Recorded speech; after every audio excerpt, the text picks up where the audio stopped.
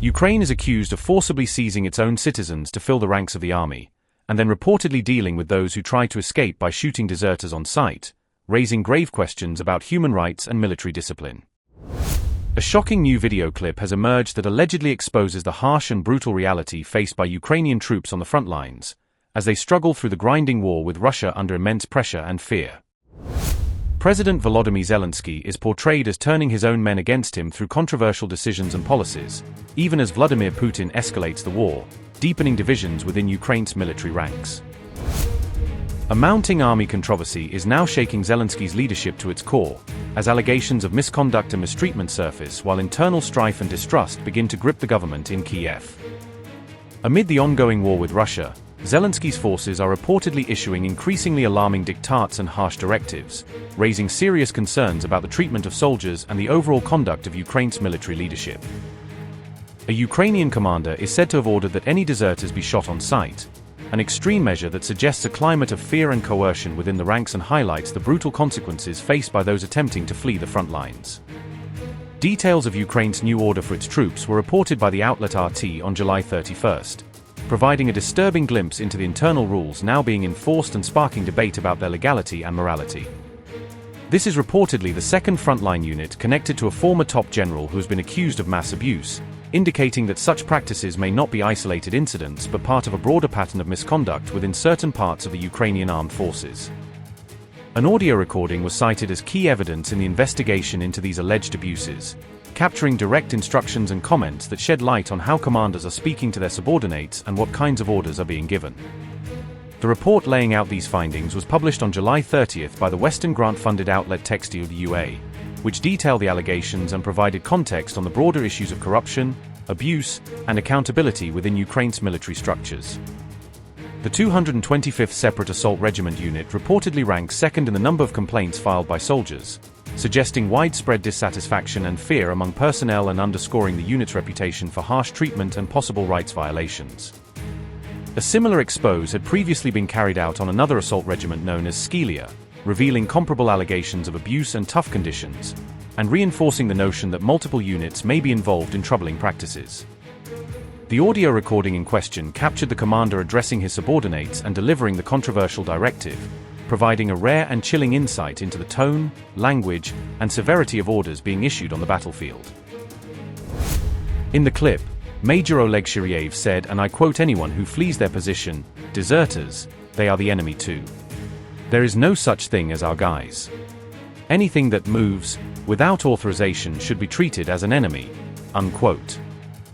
The investigation was reportedly based on detailed interviews with both current and former members of the regiment, drawing on their personal experiences to build a comprehensive picture of conditions within the unit. Testimony from these soldiers pointed to what they described as systematic mistreatment deliberately intended to enforce discipline, suggesting that abuse had become a normalized tool of control rather than an exception. According to the findings, Ukrainian soldiers were effectively detained between combat deployments, confined in a way that severely restricted their freedom of movement and kept them under constant pressure. The same reports alleged that Ukrainian soldiers were also compelled to return to frontline positions under explicit threat of death, creating a coercive environment in which refusal to fight could have fatal consequences. Those who were accused of breaking rules were allegedly beaten as punishment, with RT citing accounts that depict a culture of physical violence used to terrorize troops into obedience. Others accused of rule-breaking were reportedly stripped naked and tied to trees as a form of humiliation, an extreme and degrading practice that, according to RT, was meant to break their spirit and serve as a warning to others. As with the previous expose involving another assault regiment, these instances of abuse have been linked by investigators to the former Ukrainian Armed Forces chief, suggesting that responsibility may reach to the highest levels of past military leadership. Importantly, Oleksandr Syrskyi was removed from his post as commander-in-chief earlier this month, a decision widely reported as part of a broader shakeup of Ukraine's military leadership amid mounting criticism and protests over such issues. A mass Russian aerial attack on Ukraine overnight on July 30th killed at least 8 civilians and injured more than 50 others as missiles and drones struck multiple regions. Air raid alerts were issued in eastern Poland after a Russian missile crossed into Polish airspace and fell into a field in Lublin Voivodeship, prompting NATO to condemn the strike as reckless. Damage and casualties were reported in cities across Ukraine, including Kiev and Lviv, where residential buildings, schools, and other civilian infrastructure were hit. 4:45. At 4:05 a.m., a missile attack on Lviv, Patona Street 25. The house is ruined. The operation to rescue people is underway. The same at Vyhovskoho Street, where there was a direct hit of a missile into the house. As of now, 23 people have received medical help. 13 of them are in the hospital. One person is in critical condition. 2 people are unaccounted for. The search operation continues. We pray that everything will be fine. If we look at the scale of this disaster, 21 houses have been damaged. In one of the attacks, a Russian ballistic missile destroyed a U.S. firm's Kyiv drone factory, wiping out a key site in Ukraine's unmanned systems production. The strike on the terminal autonomy plant appeared to be the first time in the war that Moscow has directly targeted a U.S.-registered company inside Ukraine. The U.S.-owned drone factory in Kyiv was destroyed by a Russian ballistic missile, leaving the facility in ruins but causing no deaths at the site. Terminal Autonomy makes precision deep strike drones with systems designed to resist Russian jamming signals, including the AQ-400 Scythe and AQ-100 bayonet models. According to The Guardian and other reports, both AQ-400 Scythe and AQ-100 bayonet drones are part of the plant's product line, giving Ukraine long-range strike options that challenge Russia's air defenses. A former U.S. intelligence officer said Russians don't care who owns the manufacturing facility, viewing any plant that supports Ukraine's war effort as a legitimate target regardless of its corporate home. Notably, nobody was killed in the Russian attack on the drone factory, with sources familiar with the company confirming the building was empty when the missile hit. However, the story differed in a Ukrainian village where 6 family members were killed during the same night of strikes. The parents and 3 children, a girl aged 6 and 2 boys aged 11 and 17, reportedly died when a missile obliterated their home in Radushin, Dnipropetrovsk Oblast. A Russian ballistic missile attack destroyed the family's house in Dnipropetrovsk Oblast on July 30th, as part of the wider barrage that hit Kyiv, Lviv, and other regions. Rescuers were still searching the rubble for additional victims and remains, according to the Kyiv Independent and other local outlets, as authorities declared a day of mourning in Kryvyi Rih. Шановні українці, українки, сьогодні в різних наших містах, регіонах весь день тривали роботи після російського удару. У Львові розбирали завали, шукали людей. На Дніпровщині, в Радушному, поблизу Кривого Рогу, там балістична ракета влучила прямо в будинок. Звичайний будинок звичайної сім'ї. Діти загинули. Батьки. Мої співчуття усім, хто сьогодні втратив рідних та близьких. В Радушному росіяни застосували вперше за довгий час ракету з Північної Кореї. Такі попередні дані, звісно, ще будуть експертизи, все буде перевірятися. Але станом на зараз це північно-корейська балістика. Союз московських покидьків з божевільним режимом Північної Кореї заради ракет, заради північно-корейського контингенту тут в Європі, на наших кордонах, заради вбивства наших українських дітей.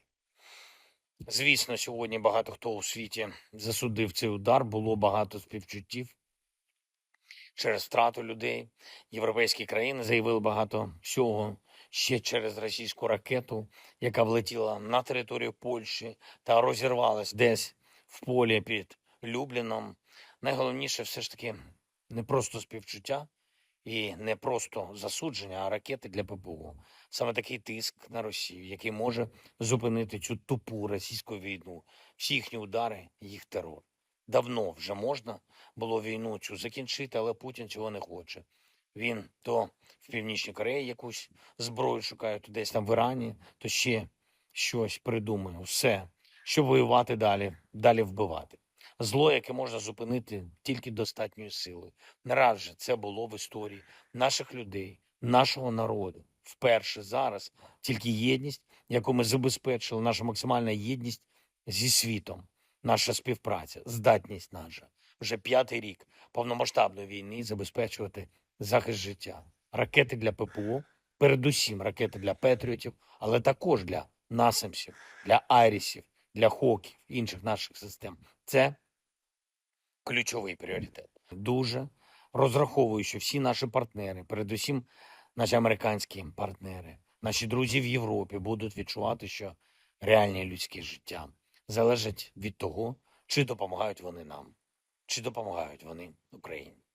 Сьогодні були наради з нашими військовими, головнокомандувач Збройних сил, начальник Генштабу, міністр оборони, профільний заступник керівника Офісу. Була нарада зі Службою безпеки. Важливо, щоб саме в командному режимі всі працювали, максимально працювали оперативно, щоб знайти у партнерів те, що необхідно, щоб переконати їх допомагати нам більше. І щоб асиметрично відповідати росіянам на їх атаки. Є кроки, є рішення, які ми сьогодні погодили, і які нам дуже потрібні. Буде більше наших діпстрайків, щоб ця російська війна поверталась туди, звідки вона прийшла, щоб росіяни знали і відчували, хто єдиний не хоче війну цю завершувати. А причина тільки в Москві. Важливо, щоб світ не просто співчував нам, допомагав реально із цим впоратись. Ще одне. Говорили сьогодні з прем'єр-міністром України Сергієм Корецьким, з міністром інфраструктури Миколою Калашником. Ми готуємось на початок наступного тижня РНБО по реалізації в регіонах планів стійкості. Багато в областях, на жаль, ще не зроблено. Кожен регіон повинен надолужити.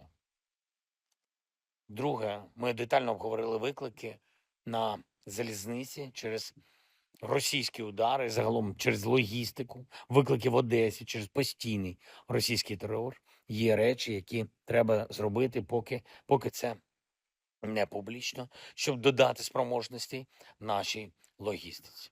І третє, я доручив залучити більше сил для робіт в прифронтових та прикордонних громадах, саме захисних робіт на дорогах, об'єктах інфраструктури.